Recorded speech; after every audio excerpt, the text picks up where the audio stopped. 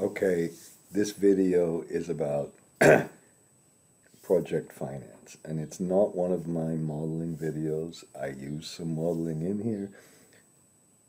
It's really a video about project finance theory and what's the essence of project finance theory. Now, what I hope to do is give you a different perspective on this.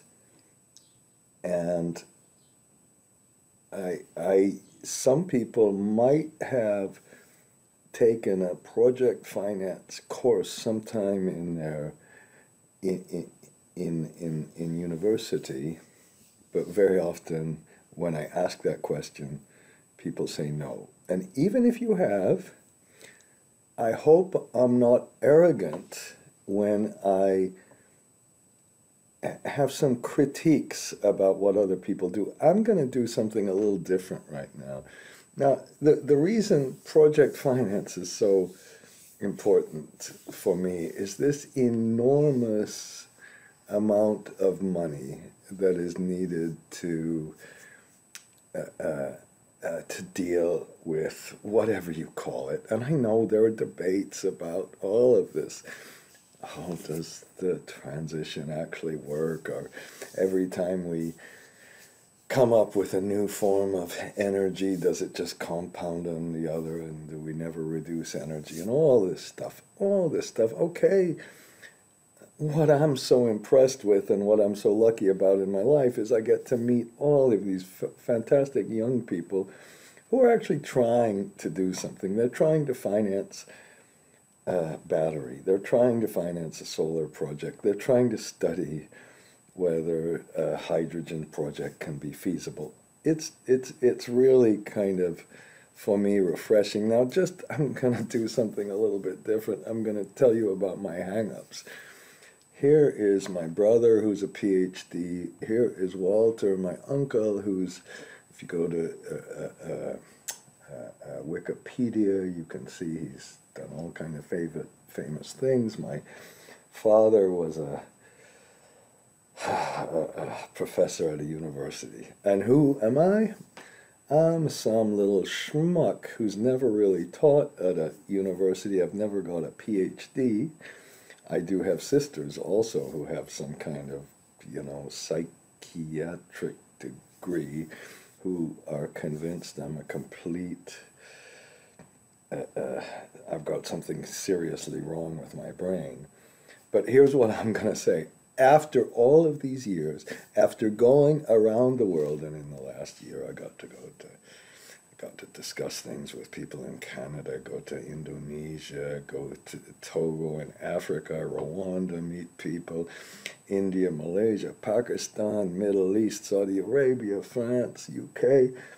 I also went to northern Wisconsin and had some discussions with some banks in New York and Los Angeles. What lucky thing! Compared to a university, how much can I learn from my students in working through some of the very real issues that they're working on to really try to do something good in the world? So that's who I am. And if I act a little arrogant, because I'm not a university professor, because I really went and I saw what people really do, I feel incredibly lucky about it. So now what we'll do is we're going to work through project finance. And it's really, for me, the essence of project finance. Now, I'm almost certain I'm going to have to divide this into parts, and for me, that's absolutely zero problem. And I'm going to go through some PowerPoint slides, which I don't normally do, but I'll certainly have some interludes. Is that a word? I'm not sure. With some project finance, okay? Here, I've already mentioned a couple of these things. So in this introductory session, I'm going to actually use Monte Carlo. You would never use that in the real world. I'm going to talk, hopefully, a little more philosophical about what project finance is, because if you do that, you can understand why projects have failed, why they have been successful. You can understand, I hope, what sort of terms you should put in contracts and why you put certain terms in contracts and why you would not put other terms in contracts. Well, we'll work through all of that. Okay, so that's the introduction, and here's how I start. You go to Investopedia. What's the definition of project finance? Project finance is a loan structure. They didn't, emphasize that. I did. That relies primarily on the project's cash flow for repayment, with project assets, rights, and interest held as secondary collateral. Well, collateral is just completely, don't even think about that, because everything in project comes from cash flow, and if there's no cash flow, there's no collateral, okay? And they emphasize that it's a loan. You go to a Harvard Business School case that was written by Ben Esty, and I have to say Ben Esty is a wonderful man. He quotes a couple of people. The first one he quotes some Nevet and Fabosi. I'm sure some of you know them. Financing of a particular economic unit.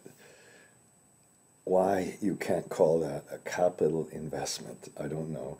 In which the lender is initially is satisfied to look initially to the cash flow and earnings of the project economic unit as a source of funds from which a loan will be paid. Almost the same thing. And a third thing that Ben Esty quoted, project finance involves legally independent project company, okay, SPV, finance with non-recourse debt, fine, and equity for more than from a sponsor for the purpose of financing, usually with a limited life. That's okay. But again, it's all about kind of a loan structure. Here's another one by a man named Finnerty. This is where I quoted this stuff from. The raising of capital on a limited or non-recourse, so could not necessarily totally be a non-recourse, again, economically separable, at least we say capital investment, and we're initially look to the cash flow to service their loans and provide a return. A little bit better, but for me, they all, at the end of this section, and maybe this will be the first part of the video, I would like you to think. Stop. Think.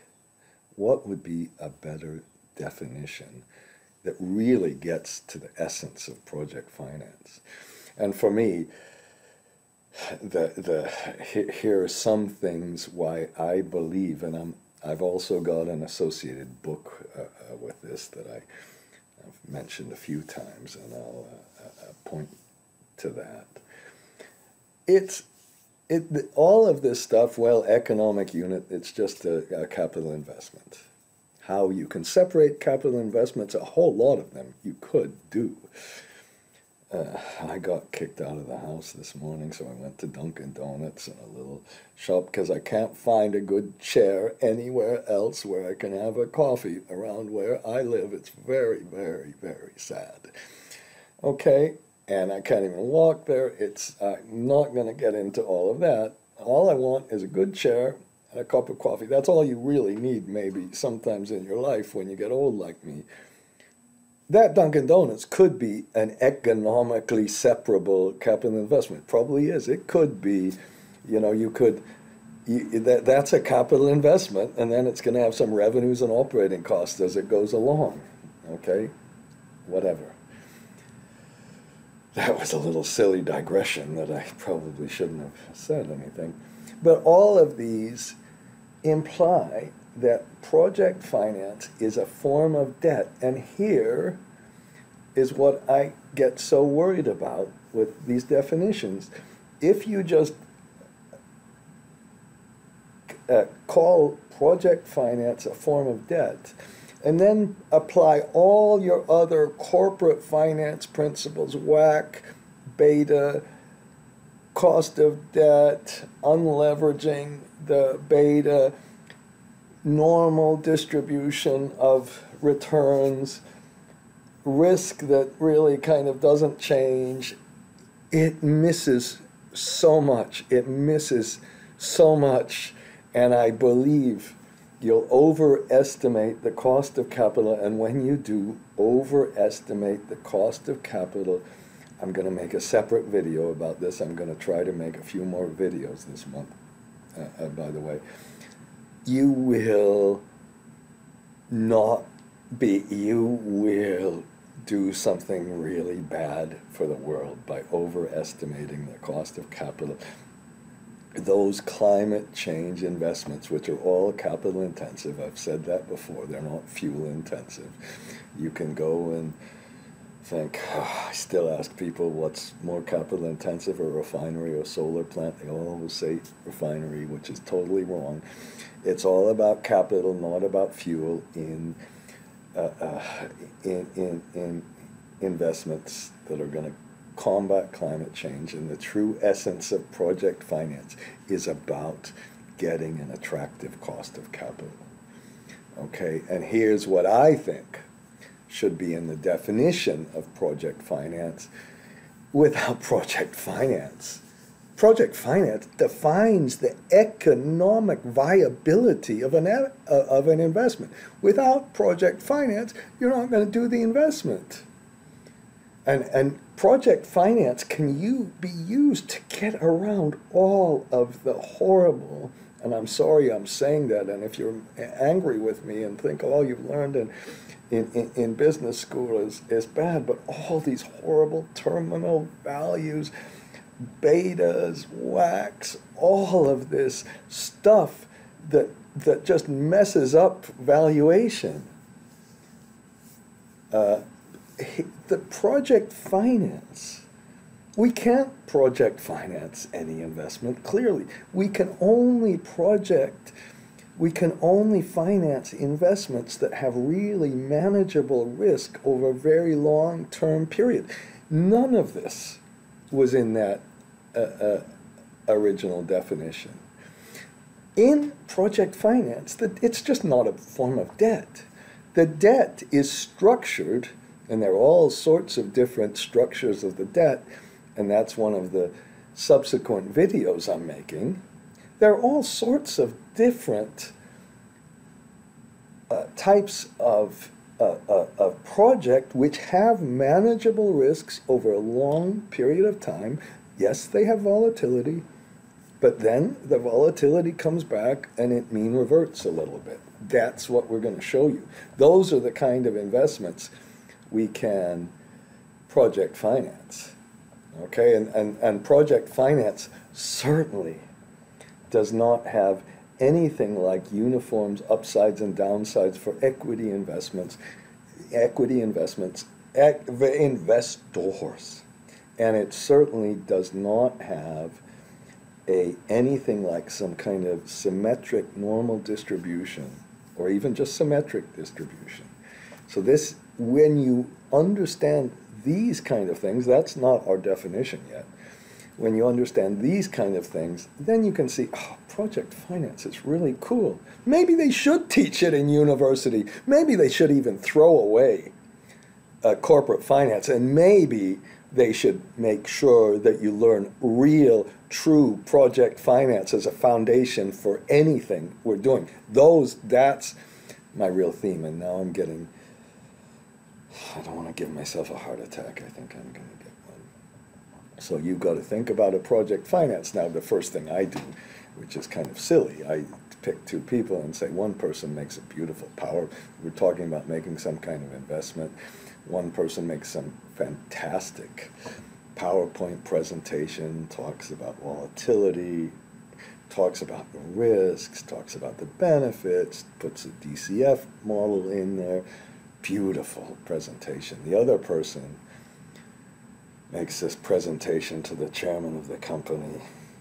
She's kind of young, and she comes in late. Oh, she's late for this big meeting. And here's why she's late. She just came back from the bank, and all she has is no PowerPoint slide. All she has is a little piece of paper, and the paper says the bank is going to put in 80% of the cost of this project, and it's going to do this when it's going to put this money in this project. That it has to prove itself independently of any parent support, independently of your children calling you up and saying, I need money, I need money. It has to stand by itself. If you've got a stamp of approval from a bank who's going to put all this money in, here's a stamp of approval for my mother's passport from Switzerland, then you're going to do the project. This is, I'm sorry, this lady made a beautiful presentation, but it's kind of meaningless. The only thing that matters is somebody else outside of your company putting the money in. Can you see how different this is? And then I tried to think about parent support and non-recourse, and there's somebody going away. And for me, when you don't have parent support, and a corporation can give some parent support, that's where we use the name partial recourse instead of non-recourse. Non-recourse means when this person goes away, got his diploma or her diploma, and she says, I'm never going to send you an email asking for money again. And you, if I do, you're not going to give me money. That's parent. That's how you think about this stuff. Now then we have to think of a capital investment. And I go crazy thinking about capital investments. And when, at least where I am right now, it seems that one of the biggest capital investments people make is advertising. That's a capital investment. We make an investment and we want to get something from our investment. You make gambling, that's an investment. Education, of course, is an investment. I don't know. We can think of other things. I'm not sure children are an investment or marriage is an investment. But just about so much of what you do is an investment. And it's not just some capital expenditure that's defined on an accounting basis. You take some resources and you hope that are going to get paid in the future. It could be a month, it could be 50 years, it's something, and that's a capital investment. And any kind of investment, you need to get some money to compensate for that in the future. And that might be long in the future or short in the future. And then you're going to have to make, most of the time, maybe there are certain exceptions, most of the time you're going to have to make some kind of maintenance expenditures. You're going to have to go to the doctor or the dentist. If you see my tooth, I got to go to the dentist and get that all fixed up. Any investment has capex, revenues, and opex. Revenues minus opex give you EBITDA. EBITDA minus capex gives you pre-tax cash flow. That's where you put your famous economically separable investment. But just make a simple diagram like this. And any time we're in project finance, what we do is we go around the bend. We see, okay, we've got a good project cash flow. Are we willing to put some money into this? But with all of these capex, revenues, opex defined, can we go to the bank and will the bank put their stamp of approval? It's a very, very simple diagram, but it's remarkable for me how people get confused. And when I think about diagrams like this, we're going to go and have a whole little discussion about these diagrams, but we should write what risks there are associated with the revenues, risk with the OPEX, risk with the CAPEX. Can we get some investors to be interested in, and will lenders accept those risks? And here we have two arrows because we put money in and we want dividends out. We put money in for drawdowning, for debt draws, and then we want money back as debt service. Okay, that's project finance. I'm going to now talk about what project finance is not. I think I'm sitting on this. Is this Paddington? Here, say hello, Paddington. Okay, I don't know why I can't have a good chair. I've got to do that in the next one, but I'm going to stop this video in a minute and talk about what project finance is not. The reason I made this video is one of my other relatives, and this is a man. His name's Gerald, and he's my best friend, really. And here he is, standing next to the Queen, and it's his factory and his business that have made this handbag for the Queen for something like 30 years. Now, when I kind of go around with him, and sometimes we discuss things with people, I kind of brag and say, "Oh, he made the handbag for the Queen." Now, she's dead, okay? His business went skyrocketing after the Queen died. Oh my gosh, everybody needed to get something. And then suddenly it came down. And he's got to figure out what to do. And now, unfortunately, it's kind of a little bit sad, his handbags might not, maybe people bought them because he had this royal warrant from the Queen, and they go out of fashion a little bit because of the Queen. Okay? But that's the kind of project where we cannot manage risk. And I'm going to use this example a lot, where it becomes something can go out of fashion or become obsolete. That's non-mean reverting, or competitors can come in and wipe out your business. We can't finance something like that with project finance. We should understand what it's not. Now, here's what I always do next. I talk about risk, okay, and how does a bank, remember, banks are the central thing here. We're going to define the risk. And I say, oh, you've got your meeting with, I don't know, who should we say? You work for Amazon, and you've got a meeting with Jeff Bezos, and he's staying here, and you're staying here. And he calls you on the telephone and says, well, you know, I need you to be here for a lunch meeting at 12. You look on this, and you look on Google Maps, which is a forecasting model. It's really a model, isn't it? It's a model of how long it's going to take you to get from here to here. And you're like me, you haven't really been on the New York subways, but if you ever have, you've gotten lost and taken the wrong train. I ask my students as an experiment, how long would you, if Google says about 1 hour, and your meeting's at 12, how long would you want to go before you're, how much extra time would you leave? Maybe you'd leave no extra time. Maybe you say, nah, screw this, Bezos, if I'm late, who cares? And then I get all sorts of different answers. 2 hours, let's leave 2 hours, just in case. Let's leave 15 minutes, let's leave 10 minutes extra, all these different answers.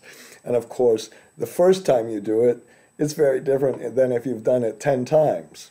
If you've done it 10 times, you can kind of get a very good estimation. That's like making a bunch of solar projects for a bunch of project finance loans for a solar project. You get more and more familiar. You love boring trips. You love doing the same things over and over and over again. That's called proven technology.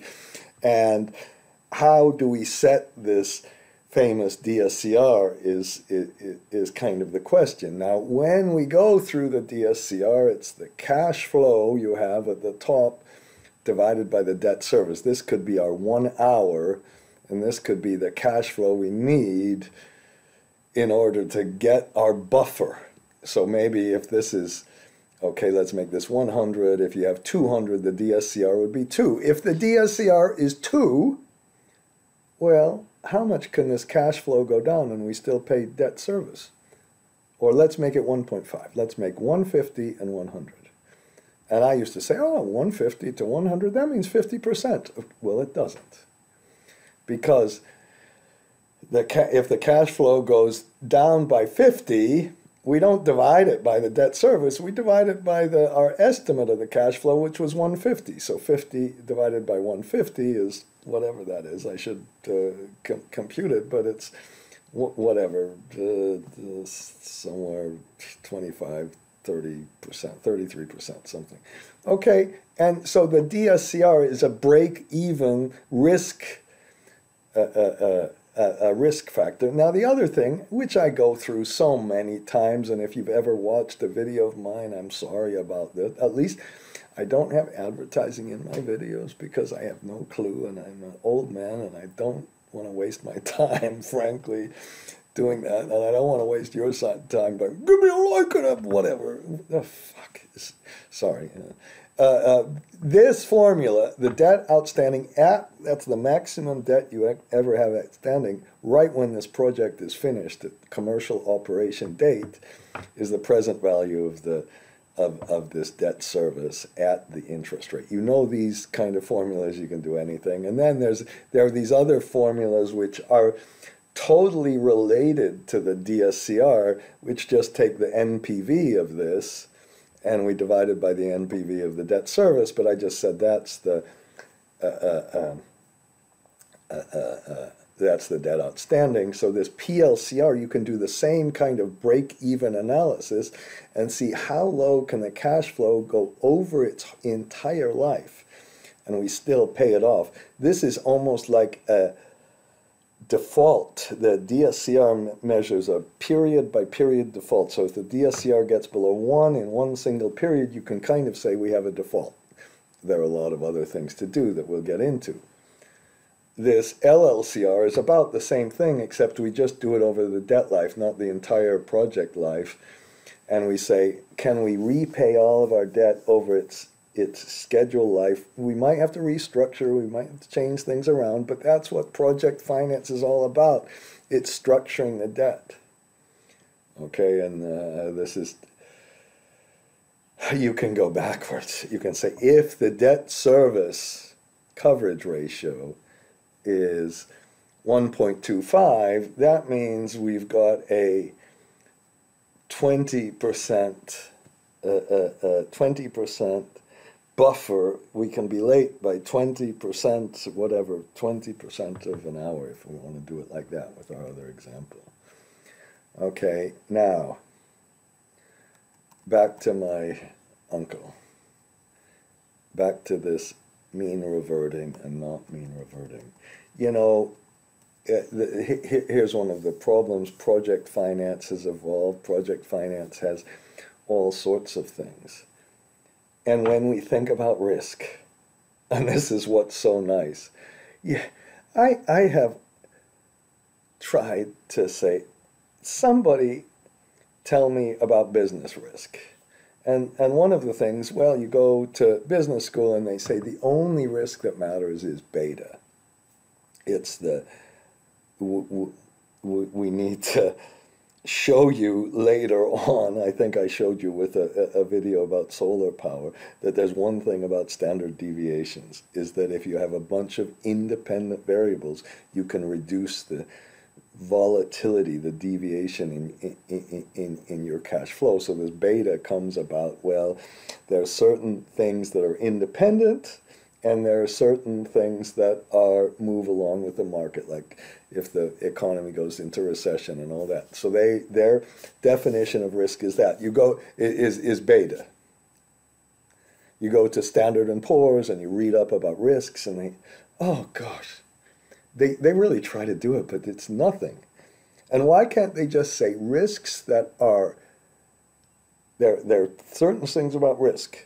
If we have no fluctuations in cash flows, then we don't have much risk. And that's when I started to say that project finance is about managing risks over a long period of time. We look at volatility, and some projects have no volatility almost because the contracts are structured such that they've taken all the volatility out. It can be done, but you can't really take all risks out. Then you've just got a risk-free kind of investment, which is not the same as a risk-free bond necessarily. So my position is that manageable projects can have volatility, but it has to be mean reverting, and that's why we're going to do a little bit of an exercise on Monte Carlo simulation, something that you wouldn't really do but it can help explain things. And there are many things it can help explain. It can help explain whether a cash sweep can really help you, and we're going to get into that later in a different video. Stock prices don't mean reverse. Solar and wind variation, even if there's global warming, they kind of come back, most of it comes back to the mean. Commodity prices, like not all of them, but the price of iridium or the price of copper, they come back to some sort of cost of production. Might not come exactly back to that cost of production can change, but there's a lot of volatility when we've got surplus supply or surplus demand, and they kind of move back. Stock prices don't. I already talked about things that go out of fashion or things that become obsolete. These are non-reverting, mean reverting risks that would be extremely difficult to finance. Sudden political decisions. If we have something like this, we have to somehow get some sort of contract, or we try to, or we understand the risk of this happening. Things like errors in how we estimate things, where we make one error right at the beginning and we get everything wrong for our whole analysis, some kind of technical details. These are non-mean reverting. If you already have some traffic on a road, and you have a couple of years of history, it can move up and down from year to year. To establish that very first year of track is completely different. Maybe maintenance costs can go up and down. We can have outages. We can have overhauls. Margins on a refinery, I looked at those. Those can go fluctuating like crazy, but they come back. Electric merchant prices are certainly mean reverting, both in the course of a day, a month, a year, and multi-years. But in the meantime, they can be very volatile. So here's what I'm going to do now. I'm going to have a separate video that explains the Excel here. And there are equations you can make for mean reversion and volatility. And what we're going to do is show you how, number one, it's kind of the real process, you start by structuring the debt. You start by having the estimated cash flows, and this one, just to illustrate what project finance is all about, is this is supposed to be maybe a wind or some kind of project that depends on seasonality, and it's got some growth in it, and we make our best estimates. And then we take this, what we do is we compute the size of the debt, where we reverse this equation and we say, I realize I need another slide here. Okay, that's helpful that I make these videos then, because we say CF-ADS divided by DSCR equals debt service, and then we get the PV of the debt service. So I needed that here, didn't I? Now what we'll do is we'll go to the, oh gosh, please. Okay, we'll go to the website, and then I'm going to, what I'm really doing now is being able to fill this page in. So I might put even this video in here. And the first thing we have is this PowerPoint slide that I'm talking about with you right now. And then we have a file named Simulation Analysis. Currently it's on V3. Maybe it'll change. And here we go. Let's open it. Now when you open this file, oh no, I don't want to start in safe mode because I've had some difficulties with Excel. I see, that's my generic macros that have a problem. Okay, so here's what we do. Notice that here I'm talking about structuring and DSCR lockups and cash sweeps, and how do we measure the costs and benefits of these detailed kind of what you want to call them, credit support. I can call this credit support.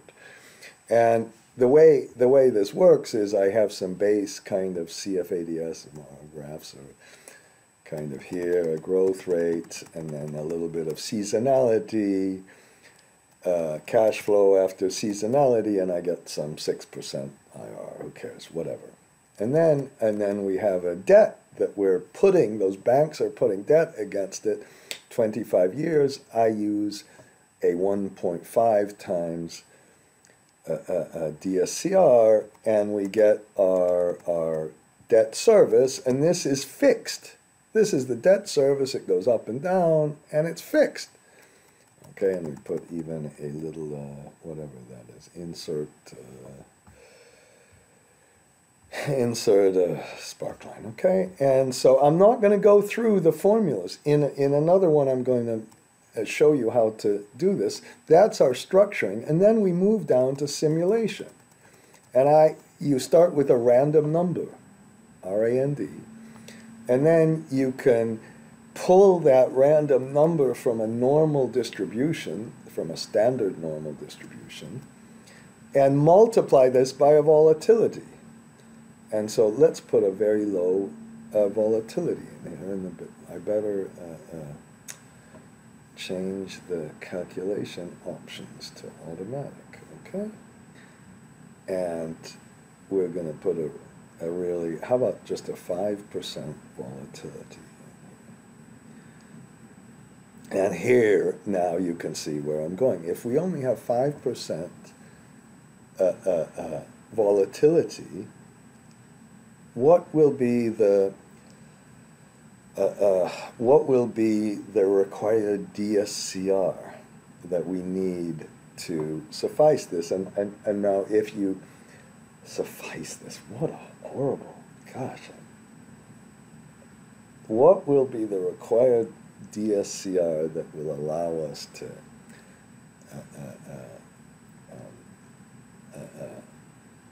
to be comfortable that we can get our debt repaid? And then now I have no mean reversion, just 5% volatility, and then we show our DSCR, PLCR, and LLCR. Okay? Then, now, if what I'm going to have to do here is, unfortunately, I'm going to have to just press calculate, and, oh, I should have put a calculate button. Just a minute, because of this video, I need to put a calculate button. Okay, I made a very complicated little macro, and I attached it to this button, and I'm not even redoing this button. And you can see each time I'm pressing this, it's okay. We don't have cash flows. These cash flows are being simulated, and it's okay. Ooh, almost so bad, okay? And we can do that. And all we do with a simulation is do this many times. I think I just missed one where we had a little bit of a problem, okay? That's volatility. And so maybe what we could do is we could perhaps lower our DSCR, which will get us a higher equity rate of return. And then if I do my button, oh no, now it's a little bit harder. Okay, and what we can also do is then say, oh no, but if there's volatility, maybe there's a whole lot of mean reversion. So after things bounce around a little bit, maybe we can put something like 50% mean reversion, which means that after we have a shock, something that goes down, it'll 50% will come back, and then we'll do it again, and eventually it comes back. And if you have mean reversion, we've got a tight DSCR. We've got a very tight DSCR, and then can we actually survive this? Can we manage this? And what we can do is do this simulation. We can do this simulation here. It says run the simulation. And what I'm going to do right now, I have how many times out of I think I ran it as 1,000. We can run it as 100,000, and there are two graphs. How many times out of those 1,000 am I not able to pay? Now, again, I can't imagine running this in a real transaction. maybe you can, just to show how cool you are or something like that. I think sometimes at university you're taught to do things like this, and then you go to the real world and they say, what are you doing? So I'm going to run it 1,000 times. I know 1,000 times will be okay, and in the accompanying video I'm going to show you exactly how to make these little buttons up here, and to show you the progress and how you can make an efficient macro and how you can count that. Now we're finished with that one. Oh no, 61% of the time we had a default. The good news, we can always pay for this. That just didn't work. And this illustrates kind of how you'd set that DSCR. Remember when we were meeting, what's his name, Bezos, who paid his wife 38 million, something like that. So let's change the DSCR and see what kind of DSCR. Now that volatility is a conceptual thing. And you won't really probably measure it, but you do measure P50s, P90s, and all that. Okay, and then so we increase the DSCR, and we get our probability of default all the way down to 0. You know, maybe let's do one more. Let's change it to 1.2, and I hope you see that the importance of how conceptually excuse me for saying this, I still have such a low volatility. I've done this with much higher volatilities, which we'll look at later. And then we're comfortable, but one more thing, if we put our mean reversion down, which means after we have a shock in the system, it's not like solar or wind, it doesn't come back to the average, it's more like, I don't know, something that can go, even though it's a very small volatility, something that can kind of go obsolete. It goes down and then it keeps going down, and then we start on this next one and it never remembers that it's supposed to maybe get back to anything. So now we have our 1.2, and let's see what kind of defaults we get, and let's put our 1,000 in here. And this tool that is right there, it's easy, you can do it if you're trying to explain if you're trying to explain project finance and managing risks over a long period of time. Now I've got 46% volatility. The good news is by the end I can pay that off, okay? If I'm going to have to make one more, I'm going to change this to 15% volatility. And I put a 1.2 DSCR in here, and now maybe you can think, that's why they try to get mathematical, but that's what we're really doing, is we're finding projects.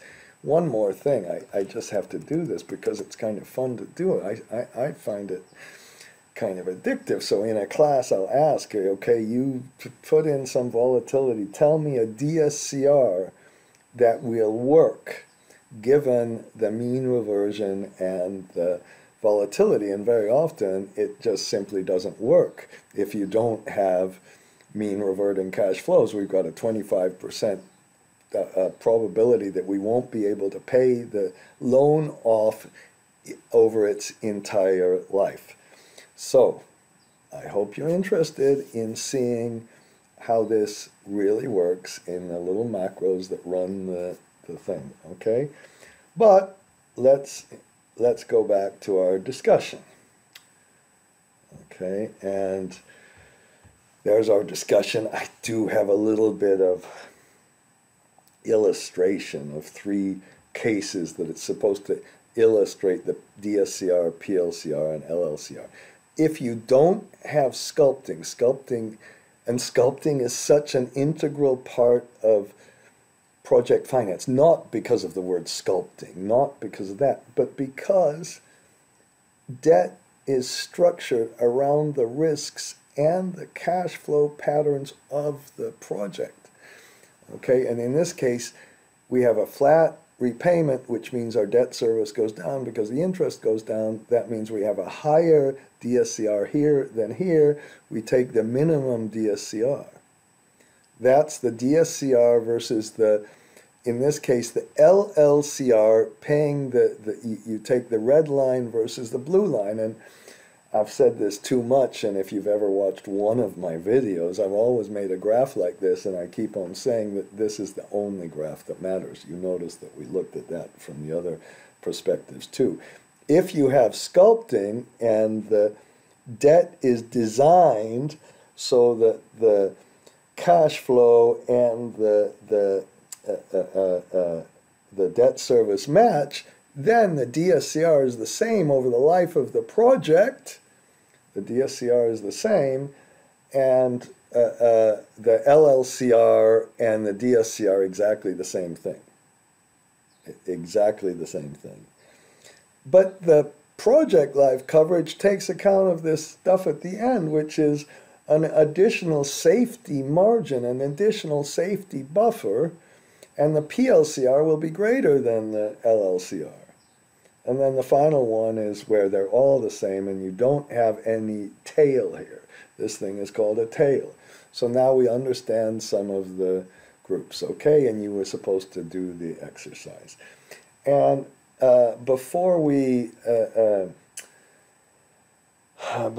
get into the kind of a couple of the other issues, let's discuss IRR. And to discuss the IRR, I made a few simple little exercises. Okay. Okay. And the way I always begin this, and I've noticed a change. I've noticed a little bit of a change in the world. I've said this many times, and I'm really sorry if I'm repeating myself. But I remember this question a lawyer asked me many years ago. What is all this business of the IRR anyway? Why is everybody talking about this? What does it mean? And then I told you how I hear people answering it. Well, they say something about NPV and IRR, and they know it's related to NPV, and it's really, I help them along, it's the discount rate that makes the NPV equal to zero. So our friend Mr. Jeff Bezos, when he decides to make a new investment in a lorry or a truck or an airplane, he's saying,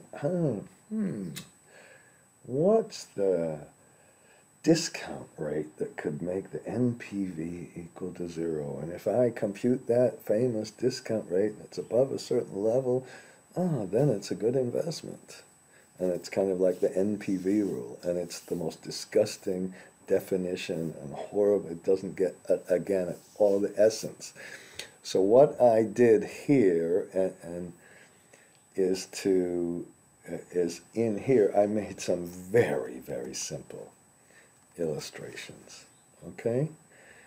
And I was thinking about this, okay? I just call it IRRs. Okay, and then I say, well, okay, let's understand what the IRR is anyway. And the other answer I get on the IRR, is, well, the IRR is the rate of return. And for me, that's like if you're sitting and putting CO2 in the atmosphere by sitting in an airport, and they go on the loudspeaker and they say, well, the plane is delayed because it's late. Literally, I don't know, they don't say exactly that. The plane is delayed because the incoming plane was late, something like that. That gives you no information. Return and IRR are the same things. And let's just do a little bit of this, and then I'm going to stop.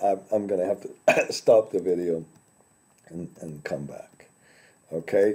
So if we go to our friends at Amazon, and now here's this wonderful thing. You go to finance.yahoo. It's not quite as wonderful as it once was, because you can't get you have to do a little bit of programming to get the S&P 500 and some other indices out there, but that's another subject, and I've made a whole lot of videos on this. They have the actual stock price. Now, this is for Amazon, and Amazon in 1997, when it did its first IPO, had a I guess a closing price if you adjust for the stock splits and all that of 0.07, and today it would be 156. So you invested 0.07 and you got 156. That's what it, well, okay, as of the few days earlier than this video. So I put the starting point there, and I guess I used the lookup, and I put the ending point there, and that's our ending point, okay? And then I said, well, how much did it grow? Well, you divide those two. That's pretty good. You get a growth rate of 2035. And then you can use this date diff, which is, I don't know why, it's kind of a cool little function. But if you just type equal date diff, it doesn't show up. So it's a weird one. I don't know what's going on with that one. Maybe, and I don't have any add-ins or anything like that. And then you can say, oh, that's how many days. Let's compute the growth rate per day. And what you do is you take the growth, this growth, and you raise it to the 1 divided by this many days. And I put the formula text here for you, and you get the growth rate per day, okay? And then if you want to get a growth rate per year, you just would raise that growth rate per day to the 365 power. That's the way XIRR works, and it doesn't account for the leap year, and it doesn't. So that's why if you ever kind of compare exactly the IRR to the XIRR, you get a tiny little bit different because of that 1 day of February every 4 years. And you can compute the XIRR, which I just talked about, which is the XIRR is you take the minus of the cash flow you took out, and then you go all the way down to the positive of the cash flow you get in, and you put the dates over there, and you get a compound growth rate of 33%, which is exactly the same as the growth rate. So my answer to this question, is, what is this IRR anyway? Well, the IRR is just a growth rate, okay? Now, to make a growth rate of 33% over a very long, over 9,000 days, how many years is this? I'll put 0.25 if we want. 26 years, that's not easy. If anybody, and that's the danger of project finance. The danger of project finance is I'm sorry, I've got another thought going through my head. I'm degrading. I'm trying to make these videos before I become completely senile. I want to go and teach in a university one day. Okay, that's a different subject. Making these IRRs over long term is hard. Here's another case. I took Aqua Power, and then, but they've only been in business two years, and the stock price has fluctuated like kind of crazy. You press alternate and F1. I hope I can do that. And you can see it's gone up and down over a couple of years. There's the IPO. It went down and then up, and okay, and we do the same thing. I'm not going to save this file anyway, but whatever. Okay, and then you can make a high IRR over a short period of time. That's no big deal. But making that IRR over a long period of time is a big deal. Now, the next issue with IRRs is, what do we do if we get dividends in the middle? What this Yahoo.finance makes Yahoo.finance completely different than any of these other things is they put dividends in, and then they adjust the original stock price. So this is the actual stock price that was on the market, but they say we go all the way to the end and we have the same stock price at the beginning, and this stock price is adjusted, so when you get a dividend, you buy you take your dividend and you buy stock at the existing price. You reinvest your monies, and dividends is the big problem with the IRR. But I think what Yahoo does is really good. So we could get the IRR, the XIRR without the dividends, and then we do the same thing with the dividends, and you see really kind of how much you would have returned, which for Con Ed, this boring, really, really boring company in New York, sorry if you work for ComEd or any electricity distribution company, because they're designed to be boring, you earned a 10% return, which is absolutely incredible. It's a really high return. And that's really the kind of next thing. Now, if there's an LBO, you compute the returns on an LBO. I did something really, really simple. I said, okay, we have some EBITDA, we grow it at 6%. We put a debt to EBITDA of not much, five times of this in, and we get an interest rate of 5%, and then we buy this company at 9 times EV to EBITDA. We get a total value of the company of 900, not very complicated.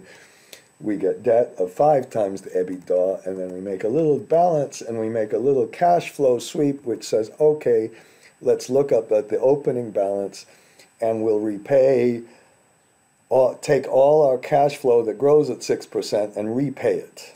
And we get to the end, and we finally repay it in this year. Okay, we have to pay a little bit of an interest, and that means our dividends that we get are what's left over, and then we sell it at the same multiple that we buy it at, 9, and then we get that much money. But that goes into our pocket, and then we have a negative number for how much comes out of our pocket, which is how much we paid for the company minus the debt, and that's our equity IRR, and we get it all back. And the dividend, the IRR, is just the growth rate. And we can call this a multiple of invested capital, which is kind of silly. That's our kind of nominal growth amount. And we can get an annual growth rate over 5 years. And once again, the IRR is just the annual growth rate. So the right answer to the question, what is this business with the IRR anyway? And we have our 2 ratios in project finance that we use. It's all based on cash flow. We have the IRR and the DSCR, and that's the introduction. But now we made a simple little project finance model in 5 seconds, 30 years. We put some CapEx in here, and then we get some EBITDA, which I just made flat. And we get a project IRR. Remember, that was that in the middle. That's always the starting point. And if you ever make a model and don't compute the project IRR first and don't understand the basic fact that you want the project IRR to be higher than the pre-tax, if you can compute a pre-tax IRR and the pre-tax debt, and you want it to be higher. So I put a 5% interest rate, 75% financing. So the amount of money we take out of our pocket is our CapEx minus our debt. In this case, and did I really do that? Did I really do that? Did I call this interest instead of debt service? So I'm going to have to save this file and put it back here. I can't believe that. And then we have it over 20 years, so we multiply, we put a simple little flag in here, and we multiply it. And then we get our equity cash flow. Our equity cash flow is how much we take out of our pocket, how much we get into our pocket, minus, which is the amount we get in, minus the debt service that we paid to the bank, which is the interest and the principal, interest and repayment.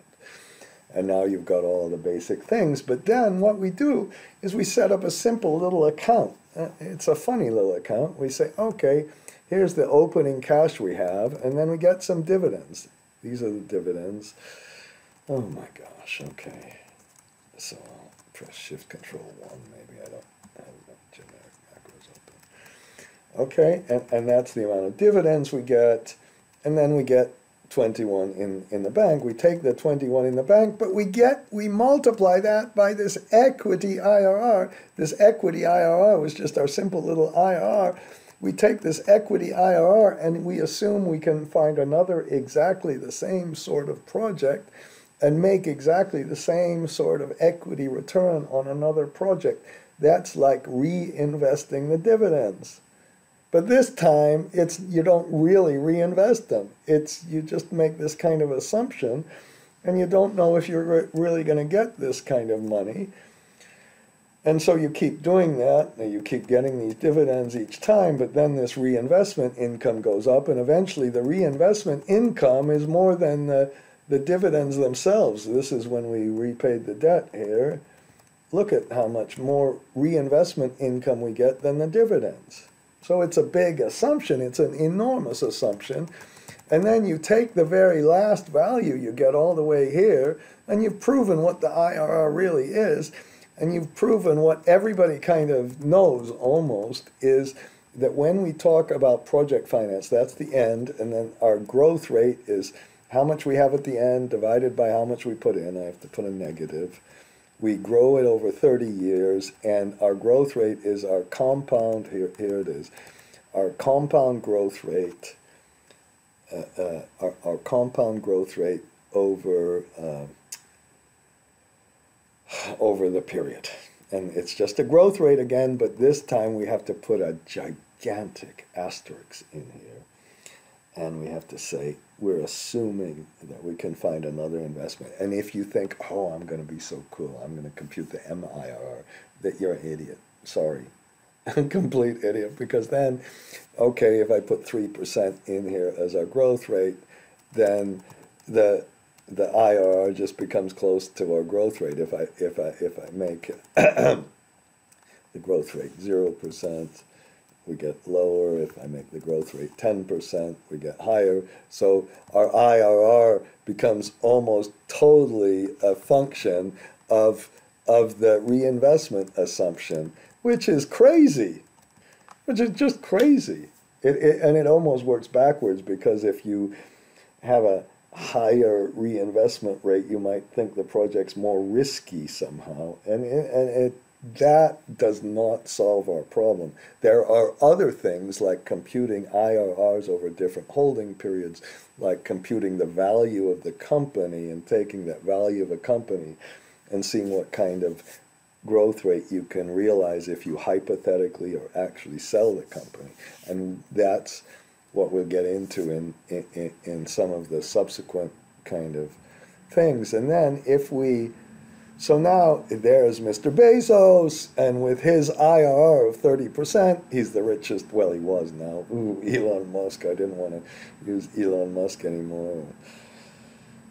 I don't know. Bill Gates got a divorce too, didn't he? So that 38 billion settlement, well, he was happy about that. By the way, Jack Welch, the General Electric used to be the most valuable company in the world not so many years ago. That's when things were really produced, I guess. And he only paid his wife $100 million. Oh my God, 38 billion. Okay, and so that's here's the point with this. If you have this fantasy that you can make more than 30% over a long period, 1 or 2 years, fine. Over a long period, you're really in a fantasy land, and if you can reinvest that and keep growing that money, which is basically what Amazon did, it just kept reinvesting and kept getting the 30% return, that's incredible. Just not possible. Well, whatever, unless you're really either good or lucky or whatever, or get a lot of monopoly profits. That's what you really want. Okay, now I'm skipping this because I'm going to continue this video and I'm going through here, but let's go to our alternative definition. Maybe here's my definition. I'm not sure it's very good, and I'm putting it in this book. Finding money from a bank not associated with your company. I don't have to scream. And or an investor where you can prove because you've got non-recourse loans and because your equity cash flows only come from this project, you can prove that if the bank gives you that loan, that the project is really economic on a standalone basis. I think that's a lot more than those other people told us when they were saying it's just a form of debt. And to get there, you have to prove that this project has acceptable risks. And if you're going to get there, the debt in particular, and to a certain extent the equity, is structured corresponding to the risks. That's why we showed it goes up and down, and that's why we showed you the DSCR corresponds to the risks. And then we said long-term financing is achieved through demonstrating one way or another with contracts or with statistics like P90s. Long-term financing is achieved through demonstrating mean reversion in cash flow and or I already repeated that, long-term contracts to meet the debt service and provide a growth rate, that's the IRR, in cash flows to an investor that's reasonable. Now I'll make the next video and kind of I've skipped some stuff about the WACC and corporate finance, so we'll go a little bit through those issues, and then I really don't know how this is going to turn out. But then we'll also talk about how to carefully make these diagrams that really illustrate some risks, and then we're going to go through some little case studies. I think they're ancient, and you might say, "Oh, what? Stop wasting my time. You've already done some of this." And then we'll go through the case study of a solar, which I've kind of already done a little bit. And then I've already made the video about this. And then we're going to go through contract by contract, starting with the loan agreement. Maybe you think that's wrong. And then going through some EPC and O&M agreements. And finally, coming up with the real theme, which is how project finance really allows you to change the world. It allows you to get all those climate change investments financed. That's why it's so crucial. And we need to say, please, don't treat it as a little form of debt. Don't put debt in. Don't unlever the betas. Don't compute the WACC based on this. Don't assume that if you've got a whole bunch of debt, you need a really high rate of return on equity, because it's not a symmetrical kind of stock price. These are some of the subsequent things. I'm going to try to make all of these videos right now. Well, not now, but soon.